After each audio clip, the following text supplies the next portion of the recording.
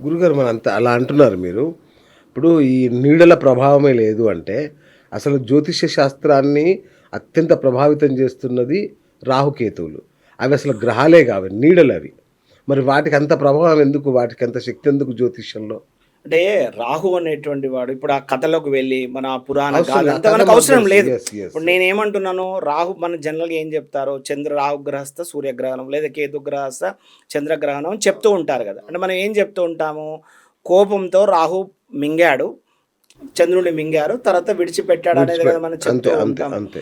జనరల్‌గా ఏంటంటే రాహు అనేటువంటి వాడు ఏంటంటే జాతక భావంలోకి గనుక వచ్చినట్లయితే స్వక్షేత్రం అనేటువంటిది ఉండదండి రాహుకి. హ్మ్. సొంత ఇల్లు ఉండదు. మిగతా అవును. గ్రహాలందరికీ కూడా సొంత ఇల్లు ఉంటది. ఉంటది అవును. గానీ ఉండదు. అవును. అయితే ఈ కర్కాటక రాశిలో కొంత భాగంలో ఉంటాడు రాహు. హుహు.